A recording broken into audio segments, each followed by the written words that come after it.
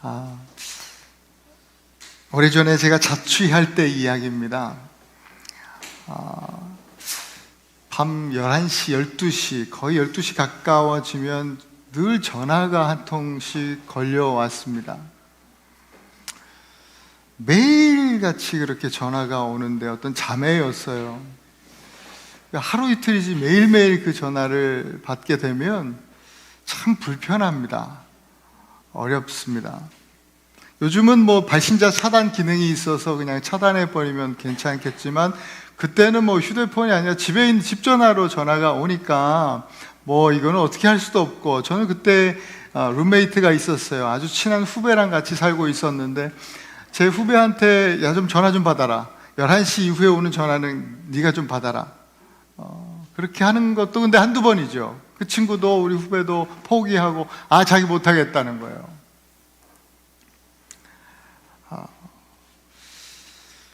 뭐 전화 한 통 오는 거 가지고 그렇게 그러냐 그러실 수도 있겠지만, 저 신학교 다닐 때 일이었는데 전도서 사역하면서 이 전화 한 통 때문에 굉장히 마음이 어려웠어요.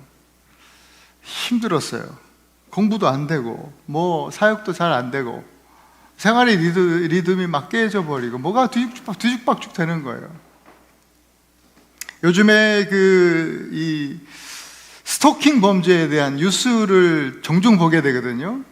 그러면 그때 생각이 문득문득 납니다. 뭐 그렇게 심한 스토킹이라고 볼 수는 없을지 모르겠지만 그때 생각이 좀 나요. 요즘은 정말 많이 달라진 것 같아요. 오늘날 스토킹은 대부분 강력범죄로 이어지는 그런 패턴을 보인답니다. 점점 한국 사회에 이런 일들이 많아져서 2023년 올해에는 범죄, 신고되는 범죄만 매일 하루에 90건, 약 90건 정도가 있다고 합니다. 근데 대부분 이 범죄 그 상황상 이게 신고 안 되는 것들이 훨씬 많죠. 못하고 있는 것들이 많기 때문에 어마어마한 그런 범죄들이 여전히 신고되지 않은 채 그렇게 또 이루어지고 있다는 것을 우리가 알고 있어요. 이 스토킹은요, 무엇보다도 상대방의 자유를 뺏습니다. 아무것도 못하게 만들어요. 장기간 걸쳐서 교묘하게 이런 것들을 사용해서 또 사람을 자기가 조종하기로 합니다. 가스라이팅 하는 거죠. 가만 보면 이런 뉴스들을 보고 소식들을 접하면 진짜 하는 짓이 마귀예요, 마귀. 그죠? 원수 마귀가 꼭 이런 거 하거든요. 마귀가 하는 짓이 바로 이 스토킹이에요. 영적 스토킹. 이 마귀는 너무나 교활해서요, 당하는 우리는 많은 경우에 그렇게 스토킹 당하는지도 모르고 당하는 거예요. 우리도 모르는 사이에 참 자유를 잃어버리고 세상의 쾌락과 방종을 자유로 착각하고 그렇게 살아갑니다.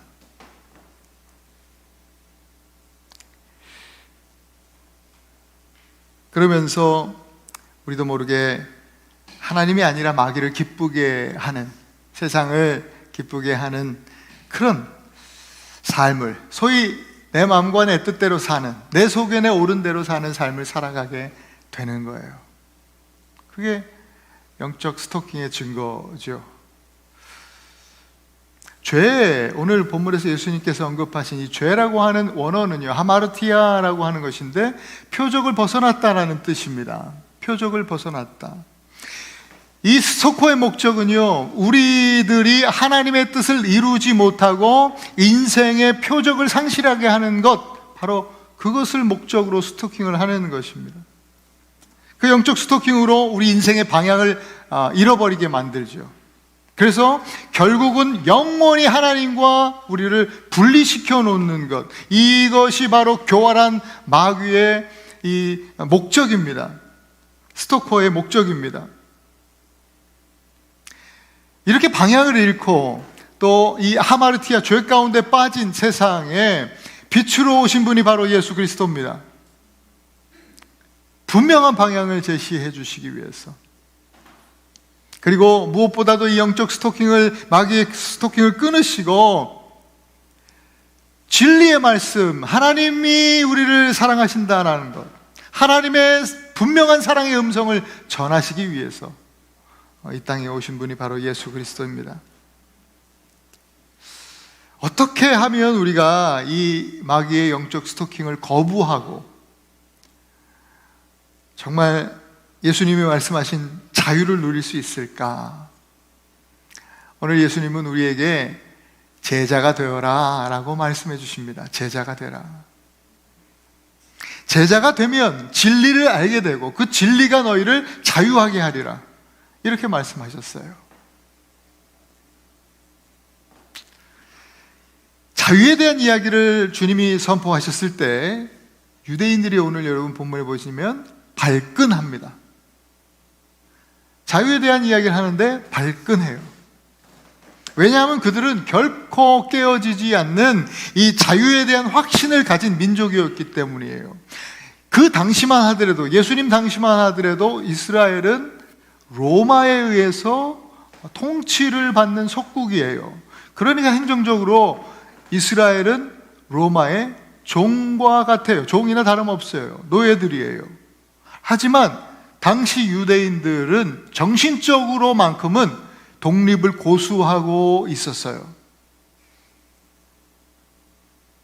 그게 그 당시, 그때만 품었던 마음이 아니라 유대인들은 민족적으로 그런 생각들을 품고 있었어요. 늘 하나님의 백성이라고 하면서, 선미래라고 하는 그런 생각들을 하면서. 예전에 여러분 요셉 이야기 알잖아요. 구약 성경에 보면 요셉이 형들에게 팔려가죠. 형들이 시기해서 요셉 이 동생을 팔아버립니다. 애굽의 노예로 팔았어요. 노예로 끌려갔지만 여러분 성경을 보시면 요셉은 단 한 번도 그런 분위기도 나지 않아요. 종의, 노예의 모습을 볼 수가 없어요. 노예로 팔려갔지만 정신적으로는, 또 영적으로, 신앙적으로 노예라고 그는 생각하지 않아요. 언제나 당당해요. 그런 그 생각의 뿌리가 이스라엘 민족들 가운데, 특히 유대인들 가운데 있었던 거예요. 그러니까 오늘 예수님께서 너희가 지금 자유를 누리지 못한다라고 하는 그런 뉘앙스의 발언을, 메시지를 주셨을 때 발끈하는 거죠.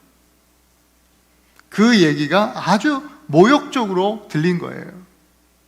그런데 예수님은 좀 다른 차원에서 하신 말씀이에요. 너희는 지금 너희들이 하나님의 자녀들이라고, 선민이라고 생각해서 그 어떤 것도, 그 무엇도 하나님에게서 너희를 떨어뜨릴 수 없다고, 또 너희를 하나님에게서, 하나님 나라에서 추방할 수 없다고 생각하지만 착각하지 마라. 그거 아니다. 너희는 스스로 너희들이 범하는 죄, 그 하마르티아, 표적을 벗어난 그런 너희의 삶의 행실로 말미암아 그 행실의 노예가 되고 있다. 그걸 정리하면 하마르티아, 그 행실, 그 죄의 노예란 뜻이죠. 죄의 종이다. 죄의 노예가 되어 있다. 노예는, 아들은 언제라도 아버지 집에 영원히 거할 수 있지만 노예는 언제라도 주인의 뜻에 의해서 추방될 수 있는 존재들이다. 조심해라. 그렇게 말씀하신 거예요. 그렇기 때문에 참 자유를 얻기 위해서는 아들이 너희를 자유케 하리라, 맨 뒤에 나오죠. 우리가 읽은 본문에. 그 아들인 바로 나, 예수 그리스도, 나의 제자가 되어야 된다라고 하신 말씀을 주신 겁니다. 31절에 오늘 보면 예수께서 자기를 믿은 유대인들에게 이르시되 너희가 내 말에 거하면 참으로 내 제자가 되고 라고 말씀하셨습니다. 그러니까 믿음이라고 하는, 그러니까 제자됨이라고 하는 것, 이것은 믿음을 전제로 하는 것을 이 말씀을 통해서 알 수 있어요. 예수를 믿은 유대인들에게 말씀하셨잖아요. 그러니까 제자됨은 믿음이 전제돼요. 예수님은 자기를 믿은 자들에게 말씀하셨어요. 내 말에 거하면 참 제자가 된다. 굳이 참 제자라고 하는 표현을 하셨다라는 것이 또 중요해요. 그럼 그냥 제자가 된다가 아니라 참 진짜 제자가 된다. 참 제자라고 하시면 가짜도 있다는 이야기예요. 여러분, 모든 유대인들이요, 지금 믿고 나온 유대인들이 다 제자가 된 것이 아니에요. 오히려 반대예요. 믿고 나왔다고 그랬는데 예수님의 제자 된 사람은 극히 드물어요. 극히 적어요. 이들이 진짜 믿음의 제자였다면 이렇게 자유에 대한 선포, 이 진리에 대한 말씀하셨을 때 발끈했을까요? 그러지 않았을 거예요. 아마도 진짜 제자였다면 무릎 꿇고 주여 나는 죄인으로서이다. 주님 어떻게 하면 되겠습니까? 주님 날 용서해 주시옵소서. 하나님 앞에 그렇게, 주님 앞에, 예수님 앞에 그렇게 나왔겠죠. 45절 우리가 읽진 않았지만 그 뒤에 보면 예수님께서 내가 진리를 말함으로 너희가 나를 믿지 아니하는도다 라고 예수님께서 말씀하셨어요. 믿고 처음에 나왔다면서 예수님의 결론은, 예수님의 진단은 믿음이 없다. 너희 믿음이 보이기 위한 것이다. 뭐 이런 이야기죠. 믿는다 하면서 나왔지만 진리 앞에서 실상은 불신앙이 드러나는 겁니다. 알곡과 가라지가 있듯이 참 제자가 있고 가짜가 있는 겁니다. 오늘 예배하는 사랑하는 우리 모든 성도들, 저를 포함해서 정말 주님이 기뻐하시는 참 제자가 되기를 간절히 소망합니다. 이 제자됨은 우리 주님께서 말씀하셨습니다. 내 말에 거해야 된다. 제자됨은 곧 머무름입니다. 주의 말씀에 머무름. 말씀에 거하는 것, 이건 끊임없이 말씀 안에 머물러 있는 것입니다. 말씀에 머물러 있는다라는 의미를 우리는 조금 알아야 하겠습니다. 말씀에 머물러 있는다는 것이 무슨 뜻인가? 첫째로 끊임없이 말씀을 듣는다라는 의미입니다. 말씀을 들어야 합니다. 아담은 원래 하나님께서 창조하신 죄 없는 아담은 하나님 말씀, 하나님 음성 듣는 것을 기쁨으로 여겼습니다. 너무나 하나님의 목소리, 그 하나님의 음성이 좋았습니다. 사모했습니다. 늘 언제 불러주실까? 하나님의 음성을 들으며 교제하는 것을 너무나 기뻐했는데요, 하마르티아, 죄의 행실로 죄가 삶에 이렇게 깊이 뿌리 내리기 시작하면서 죄가 들어오면서 그 순간부터 달라진 게 있어요. 아담아 부르시는 하나님의 음성이 두렵기 시작하는 거예요. 오히려 이 마귀, 이 스토커의 이야기, 스토커의 음성이 더 편해요. 좋아요.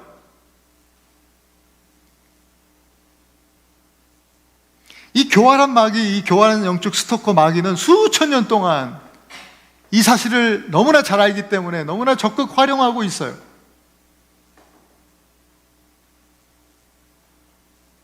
(21세기) 오늘날은 이 영적 스토커가 활용할 수 있는 너무나 많은 것들이 있죠. 우리로 주님의 말씀을, 우리 하나님의 음성을 듣지 못하도록 최대한의 것을 사용해서 우리를 스토킹하고 가스라이팅합니다. 하나님의 말씀을 듣지 않아도 괜찮아, 말씀 없어도 충분히 얼마든지 살 수 있어 라고 우리를 속이죠. 많은 사람들이 실제로 속아서 말씀 없이 살아갑니다. 하나님 말씀과 상관없이 살아갑니다. 그래도 괜찮다고 생각합니다.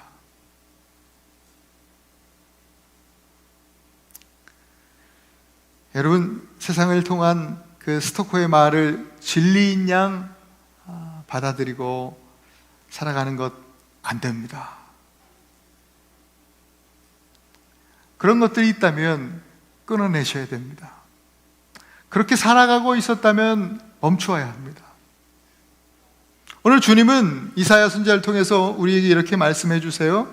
이사야 55장 2절 3절 좀 길지만 함께 읽어보겠습니다. 시작. 너희가 어찌하여 양식이 아닌 것을 위하여 은을 달아주며 배부르게 하지 못할 것을 위하여 수고하느냐. 내게 듣고 들을지어다. 그리하면 너희가 좋은 것을 먹을 것이며 너희 자신들이 기름진 것으로 즐거움을 얻으리라. 너희는 귀를 기울이고 내게로 나와 들으라. 그리하면 너희 영혼이 살리라. 내가 너희를 위하여 영원한 언약을 맺으리니 곧 다윗에게 허락한 확실한 은혜이니라.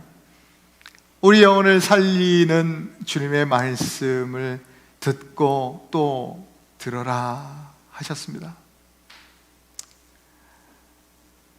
올해 세계 곳곳에서 큰 재난의 소식을 듣습니다. 지진 소식을 듣습니다. 터키뿐만 아니라 얼마 전에 모로코에서도 그랬고요. 또 그 옆에 리비아에서는 큰 홍수로 또 정말 수만 명이, 몇 명이 죽었는지도 모르고 바다로 다 휩쓸려 갔고, 정말 그 재난의 크기가 이전에 경험하던 것과는 다른 모양으로 나타나는 모습을 우리가 봅니다. 한번 재난이 일어나면 수천 수만 명이 지금 죽고 있는 상황입니다. 너무나 안타깝죠. 그러나 지금 이런 재난이 올해 들어서 처음 생겨나는 것은 아니죠. 지난 1988년 12월 7일 오전 11시에 당시에는 소련의 땅 그 아르메니아에서도 지진이 감지되었습니다. 그 지역이 워낙 지진대였기 때문에 사람들은 그 정도쯤이야 하면서 대수롭지 않게 지나갔습니다. 저도 LA에 한 10년 이상 살았던 경험이 있기 때문에 너무나 공감이 됩니다. 지진이 그냥 잠깐씩 나는 지진은 여러 번 쉽게 경험할 수 있습니다. 그래 무뎌졌죠, 마음이. 그렇게 대수롭지 않게 생각하는 거예요. 이 당시의 사람들은 그랬어요. 근데 한 30분이 지났을까? 이 지역에 진도 7.0 이상의 큰 강진이 일어났습니다. 순식간에 도시가 폐허가 되어버렸어요. 제대로 사상자, 사망자 이렇게 집계할 겨를도 없죠. 한 2, 3일 동안은 계속 여진이 있었기 때문에 3일이 지나서 이제 정부에서 발표하는 것이 사망자가 2만 명이 넘어갈 것이다, 이렇게 보도가 되어졌대요. 아직도 몇 명이 지금 매몰되어 있는지 알 수 없는 상태. 그 가운데 아주 젊은 엄마, 26살짜리 엄마 스잔나 페트로시안과 또 딸 4살짜리 아이 가야니라는 아이가 매몰되어 있었습니다. 정말 빛 하나 들어오지 않는 캄캄한 흑암 속에서 구조를 기다리고 있는 거예요. 얼마나 무서울까요? 그런데 이 딸아이가, 엄마는 본능적으로 딸을 이제 보호하기 위해서 안고, 시간이 흐르면서 딸아이가 두려움도 있겠지만 배고픔이 몰려오는 거예요. 갈증이 몰려오는 거예요. 그래서 아이가 울고 칭얼거리기 시작합니다. 그러니 이 엄마가요, 아이한테 그 순간에 뭘 줄 수 있겠습니까? 본능적으로 이렇게 주변에 이렇게 손을 뻗어보니까 유리 조각이 깨진 게 이렇게 있는 것 같아요. 그 유리 쪽으로 자기 손가락을 찔러서 피를 냅니다. 그리고 딸아이 가야니에게 먹여요, 피를. 계속해서 아이가 배고프고 어렵고 막 울고 그럴 때마다 차례로 한쪽에만 손가락이 피가 제대로 안 나오니까 계속 10손가락을 다 찢어서 아이의 입에 손가락을 물렸습니다. 14일이 지났어요. 그렇게 14일을 보냈습니다. 기적이 일어났어요. 구조대가 발견한 거예요. 그래서 극적으로 이 스잔나와 딸 가야니가 구조가 되었습니다. 나와 보니까, 밝은 데서 보니 어떻게 해요? 이 엄마 손가락이 성한 곳이 없습니다. 다 헐고 피범벅이 되었어요. 그런데 딸은요, 건강해요. 생각보다 훨씬 건강해요. 스잔나는 자기 손가락이 어떻게 된 거, 자기가 이렇게 이것 때문에 더 많이 어렵고 위축된 그런 상황이라는 것에 전혀 개의치 아니하고 딸 스잔나가 살아있음에 그것으로만 감격하고 감사하고 기뻐했어요.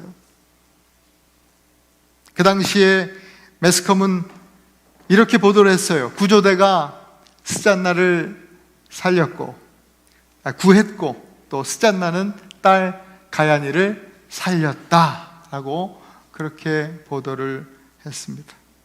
자신의 피를 쏟아서 딸을 살린 그 헌신적인 사랑에 온 나라가 감동되지 않을 수가 없었어요. 참 귀하죠. 그런데 여러분, 이런 이야기가 성경에 있어요. 이런 이야기가 성경에 있어요. 죄의 흑암 속에서 죽음을 기다리는 우리를 위해서 예수님께서 오셔서 피를 흘려주심으로 빛을 비추어 주시고 살 길이 열렸다라는 이야기예요. 이것이 하나님의 사랑의 증거라고 말씀해 주고 있어요.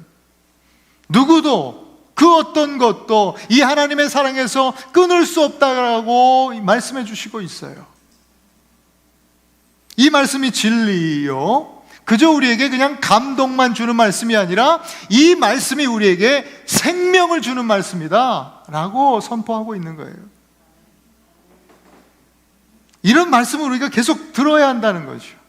듣고 또 듣고 끊임없이 점검하고 내 안에 이 생명의 말씀이 여전히 살아있는가 늘 돌아봐야 한다는 거예요. 그렇게 말씀 안에 머물러 있어야 너희가 내 제자가 된다라는 것이죠. 날마다 말씀을 듣고 또 들으시고 예수님의 참 제자 되시기를 간절히 축원합니다. 두 번째 말씀에 머물러 있으라는 뜻은 말씀을 끊임없이 배우라는 것입니다. 말씀을 배우라. 이번 주 우리 성경 공부 시작하는데 말씀을 배우시기 바랍니다. 성경 공부도 열심히 또 하시면 좋습니다.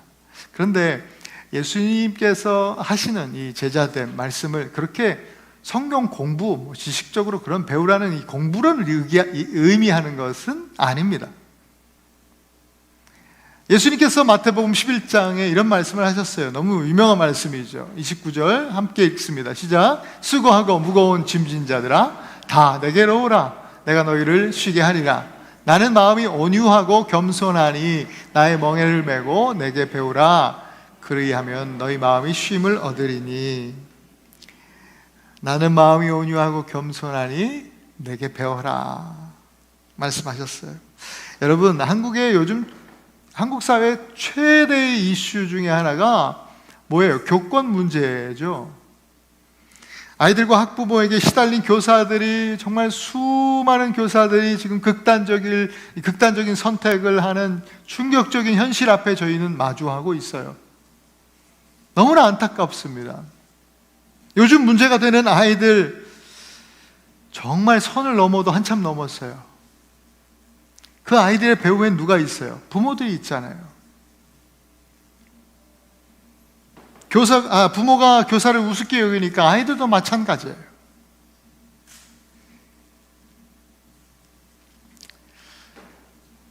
어떤 시사 프로를 보니까 그 녹음된 그 파일을 틀어주는데 학부모가 막 소리를 지르면서 정말 교사에게, 선생님에게 하지 말아야 할 이야기들, 심지어는 너 어느 대학 나왔냐고 막 야자하면서 그렇게 너무나 경우 없이 그렇게 말하는 모습들을 보면서 정말 충격받지 않을 수 없었어요. 와, 어떻게 사회가 이렇게 됐는가? 애들 다 알아요. 그 옆에서 애들 모를까요? 다 알죠, 부모가 그러는 거. 선생님이 힘이 없이 우리 엄마 아빠가 최고야. 자기도 그 엄마 아빠 백 믿고 말이죠. 함부로 하고 선생님한테. 애들이 뭘 배우려고 하겠어요? 배우려는 의지가 없어요, 선생님들한테. 애나 어른이나 자기 의로 또 그냥 오만한 생각, 그 교만으로 가득 차 있기 때문에 배우려 하지 않아요. 여러분, 영적 학습도 마찬가지예요. 자기 의와 또 교만으로 가득하면 하나님의 말씀 배우려고 하지 않아요. 나는 마음이 온유하고 겸손하니 나의 멍에를 메고 내게 배우라 하셨는데, 예수 그리스도 주님이 가지신 그 온유와 겸손을 배우라는 건데, 그리스도의 인격을 배우라는 건데, 그거 중요해 보이지 않아요. 우습게 여겨지는 거예요. 세상의 힘과 세상의 권세를 얻기 위해서 자기 개발하고 또 힘있고 잘 나가는 사람에게 배우는 것, 그거는 굉장히 가치 있게 생각하죠. 얼마든지 투자하죠. 오늘 이 시대에 무슨 온유와 겸손이냐, 말 같지 않은 소리를 하고 있어. 뭐 이런 분위기예요. 여러분, 세상이 점점 악해집니다. 극단으로 치닫습니다. 왜 그럴까요? 지식이 부족해서예요? 정보가 부족해서예요? 그렇지 않습니다. 돈이 없어서 그래요? 그렇지 않습니다. 말씀이 없기 때문입니다. 말씀이 없기 때문입니다. 우리는 말씀을 배워야 합니다. 우리 자녀들이 또 끊임없이 말씀을 배울 수 있도록 우리 부모 세대는 그렇게 투자하고 그렇게 후원하고 기도해야 합니다. 그래야 세상에 소망이 있는 거예요. 그 말씀을 배우는 목적은 뭐예요? 우리가 배워야 하는 그 배움의 목적은 예수 그리스도의 온유와 겸손, 그분의 인격을 닮아가기 위함이에요. 그 배움으로 주님을 닮아가기 위함이죠. 또 말씀을 배우는 것은 하나님의 지혜를 배우는 것이에요. 세상을 살아가는 힘은 지식에서 나오는 것이 아니고 어떤 소유에서 나오는 것이 아니고 하나님의 지혜에서 온다고 성경 우리에게 가르쳐주고 있습니다. 사랑하는 성도 여러분 모두가 주님의 제자가 되어서 끊임없이 말씀을 배우시고 예수님의 인격을 닮아가시면서 정말 이 소망 없는 세상의 빛으로 사실 수 있기를 축원합니다. 마지막 세 번째는 이 말씀 안에 머물러 있으라라는 뜻은요, 말씀과 끊임없이 동행하라는 말씀이에요. 말씀과 끊임없이 동행해라. 본문의 29절 보면요, 나를 보내신 이가 나와 함께 하시는도다. 나는 항상 그가 기뻐하시는 일을 행함으로 나를 혼자 두지 아니하셨느니라. 예수님은요, 하나님이 기뻐하시는 일을 합니다. 그래서 항상 하나님은 예수님과 함께 하신다 했습니다. 동행하신다 이 말이죠. 따라서 이미 표적을 벗어난 우리들이 할 수 있는 일, 우리들은 이미 표적을 벗어난 나 있기 때문에 우리들의 행실은 하나님을 기쁘시게 하기보다도 이 스토커를 기쁘게 하는 삶을 지금 살고 있는 겁니다. 우리가 할 수 있는 방법은, 유일한 방법은 예수님을 만나고 그분 안에 머물러 있는 것이에요. 늘 주님과 동행하는 것. 어떻게 그러면 예수님 만날 수 있는가? 어떻게 만날 수 있는가? 잠언 8장 17절 함께 한번 읽어보십시다. 시작. 나를 사랑하는 자들이 나의 사랑을 의미며 나를 간절히 찾는 자가 나를 만날 것입니다. 간절히 찾으랬어요. 어떻게 해요? 간절히가 뭐예요? 옛날에 저희 신학교에서 되게 별로 안 웃긴 자꾸만 유머를 쓰시는 교수님이 간이 저리게 하는 게 간절이라고. 그래서 잘 이해는 안 됐지만 열심히 하는 거예요. 땀나게 목청껏 예수님 부르고 목이 쉬도록 찬양하고, 그게 간절히 예수님을 찾는 걸까요? 간절히 찾으면 만날 것이다 그랬는데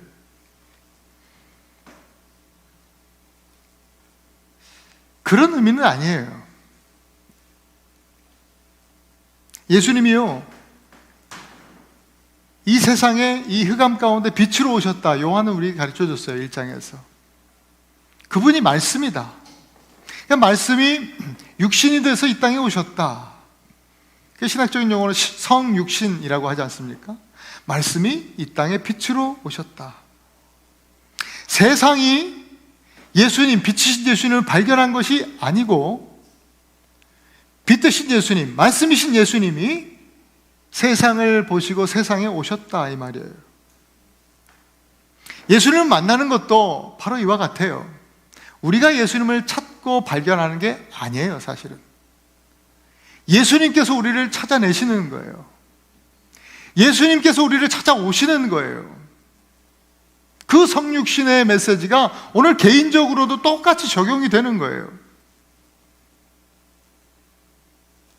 그래서 그게 은혜죠. 내가 주도적인 것이 아니라 예수님이 모든 것을 주도하시고 계시죠. 중요한 것은 나는 있는 모습 그대로 주님 앞에 정말 내가 이 세상 속에 속해 있었다. 지금도 그렇다. 내가 흑암 가운데 있다. 어둠 속에 있다. 나는 죄인이다 라고 하는 사실을 있는 모습 그대로 솔직하게 가감없이 주님 앞에 고백하고, 주님, 나는 죄인입니다. 나 용서해 주시옵소서. 나에게 소망이 없습니다. 아까 우리 찬양대회 오늘 찬양처럼 나 연약합니다. 부족합니다. 회개하고 주님을 기다릴 때 주님이 그 연약한 우리를 찾아내시는 거예요. 찾아와 주시는 거예요. 그게 간절히 주님을 찾는 거예요. 사모하는 마음으로. 그러니까 예수님께서 우리에게 요구하신 거 한 가지밖에 없잖아요. 첫 예수님의 설교가 뭐예요? 회개하라, 천국이 가까웠느니라. 그저 우리는 하나님 앞에 나는 죄인입니다. 그렇게 주님 앞에 엎드려 있으면 하나님께서 우리를 찾아주신다. 또 만나주신다. 그렇게 주님을 만나면 이제는 주님을 떠나지 않고, 떠나지 마시고 주님과 동행하는 것입니다. 여러분, 그 동행의 비밀은 오늘 예수님 말씀 안에 있습니다. 그가 기뻐하시는 일을 행함. 아버지죠, 아버지. 하나님이 기뻐하시는 일을 행하는 것, 이게 동행하는 거예요.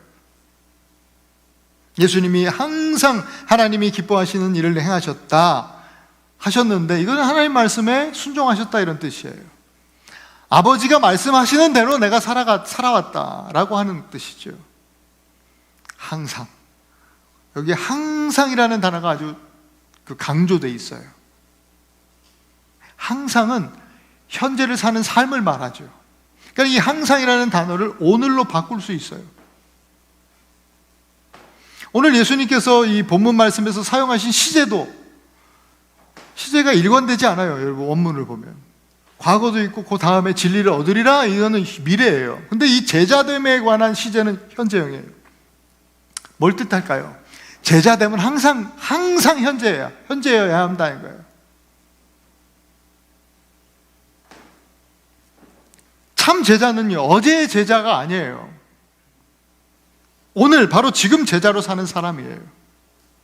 어제의 제자됨을 자랑하는 것, 이건 의미 없는 것이요. 제가 종종 말씀드린 어제의 은혜로 오늘을 살 수 없다고 말씀드리잖아요. 오늘은 오늘의 은혜가 필요한 거예요. 제자됨, 내가 지난번에 왕년엔 내가 우리 사모님이, 제 아내가 청년부 회장 출신인데, 왕년에 내가 청년부 회장이었어. 그러던 여자가 제 아내인데 거든요. 결혼해 보니까 별로 신앙도 없더라고요. 말씀도 잘 모르고, 회장 출신이 어떻게 이렇게 몰라? 근데 지금은 열심히 공부하고 큐티하고, 지금은 이제 많이 배우는 것을 기뻐하고 많이 알게 됐는데, 어제의 회장, 어제의 제자됨, 이게 우리의 자랑이 될 수 없어요. 오늘, 지금 내가 제자로 살아가고 있는가? 또 제자됨을 미루는 것도 문제죠. 오늘은 내가 바빠서. 오늘은 목사님 죄송합니다. 오늘은 안 돼도. 그게 아니죠. 내일은 기회가 없을 수도 있잖아요. 장담 못해요. 혹 내일도 기회를 주신다면 그건 은혜죠.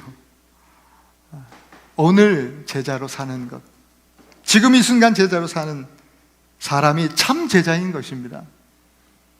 언제나 오늘 지금 순종하는 예수님의 참 제자들이 되실 수 있기를 축복합니다. 순종하면서 동행한다 라고 우리는 그렇게 얘기하죠. 주님, 우리가 순종합니다. 내가 순종하겠습니다. 주님과 동행하겠습니다. 그러면 그 메시지 안에는 내가 주도권이 있는 것 같이 그런 뉘앙스가 들잖아요. 내가 순종하는 것 같고, 내가 주님과 동행하는 것 같고. 그런데 놀라운 사실은 주님과의 동행은 이 또한 내가 주도권을 가진 이것이 아니라 예수님께서 주도권을 갖고 이끄시는 거예요. 동행은요, 사실은 주님께 순종하는 내가 뭘 하는 게 아니라 그저 그냥 인도함을 받는 일이에요. 주님의 보호하심을 받는 것이 바로 동행이에요. 예수님께서 우리 초청하시잖아요. 나의 멍에를 메고 내게 배워라. 나의 멍에를 함께 매자라고 하는 것이거든요. 내 멍에를 네가 매라 라고 하는 게 아니에요. 이것도 종종 말씀드리지만 그 당시에 이제 이스라엘의 문화권 안에서 이 멍에는요, 소 2마리가 한 결이라고 성경은 표현되어 있잖아요. 2마리가 함께 지는 거예요. 예수님께서 초청해 주시는 거죠. 내 멍에를 함께 지자, 동행하자, 이 소리예요. 그러면 우리는 처음 그 멍에를, 예수님의 멍에, 그 십자가의 그 사랑의 멍에 처음 줘보잖아요. 뭘 알아요? 보통 이스라엘 농부들은요, 어미소와 새끼, 처음 멍에를 지는 새끼를 어미소랑 같이 파트너를 엮어줘요. 생판 모르는 소 만나면 막 들고 뛰니까, 제대로 일이 안 되니까, 어미소랑 만나면 어미가 이끄는 대로, 어미가 가는 대로 새끼 소는 그냥 쫓아가기만 하면 돼요. 마찬가지예요. 영적인 그 의미도 똑같아요. 동행이에요. 같이 예수님과 멍에를 메고 예수님이 이끄시는 대로 쫓아가기만 하면 돼요. 그게 동행이에요. 그러면 예수님이 보호하시고 인도하시죠. 그래서 돌아보면 우리가 예수님과 동행했는데, 순종한다고 내가 그렇게 열심히 했는데, 돌아보니 내가 한 게 없고 다 하나님의 은혜구나. 우리 신앙의 선배들이 다 그렇게 고백하지 않습니까? 우리 장로님들, 권사님들, 또 우리 신앙의 어른들, 선배들이 아마 다 간증시키면 다 똑같은 얘기 하실 거예요. 다 세월 지나보니까 7, 80 평생 살아보니 아, 다 하나님의 은혜였구나. 내가 한 게 없었구나. 다 그렇게 고백하시잖아요. 그게 동행이죠. 오늘 그 사실을 기억하면서 여러분, 제자됨을 내일로 미루지 말고, 또 어제의 제자됨을 자랑하지 말고, 지금 오늘 또 주님과 동행하시는 그런 참 제자 되실 수 있기를 바랍니다. 그러면 그 은혜로 하나님 나라가 주의 방법으로, 하나님의 방법 가운데 방법으로 우리 삶 속에서 이루어지고 확장되어 갈 줄로 믿습니다. 사랑하는 우리 성도 여러분, 목사인 저는요, 주일 아침에 이렇게 말씀을 전하기 위해서 한 주간 동안 말씀을 묵상하고, 이 짧은 구절이지만 굉장히 오랫동안 묵상하고 또 공부하고 기도하고 치열하게 싸워요. 일주일 내내 그래요. 한 구절을 보면서 다른 여러 수많은 책들을 또 보고 어떻게 할까 고민하고 생각하고, 쉽지 않은 일이에요. 이 메시지를 전하는 거. 그리고 이제 준비해서 강대상에 올라와서 이제 외치는 거죠. 선포하는 거예요. 대부분 목사님들이 마찬가지일 거라고 생각해요. 그런데 제가 이 말씀을 준비하면서 깨닫게 되는 거 하나, 사실 저보다도 여러분들이, 우리 모든 성도들이 더 귀하고 위대하다, 그런 생각을 해요. 더 힘들고 어렵게 이 영적 싸움을 싸우시는 분들이다 라는 생각하고 있습니다. 왜냐하면 오늘 아침, 주일날 아침은 여러분들이 그냥 이렇게 앉아서 말씀을 듣지만, 이 말씀, 들은 말씀을 가지고 여러분들은 월화수목금토일 또 삶의 현장으로 세상에 놓인 여러분의 인생의 강대상 위에 또 오르실 것이기 때문이에요. 그래서 저는 그냥 소리만 지르면 되지만 말이죠, 여러분들은 말로 되겠습니까? 삶의 메시지로 강단에서 선포해야 되지 않습니까? 삶으로 설교하셔야 되지 않습니까? 그게 힘든 거죠. 그게 참 어려운 싸움이죠. 그렇기 때문에 여러분들이 저보다 훨씬 위대한 설교자들이고 또 전도자들인 줄 믿습니다.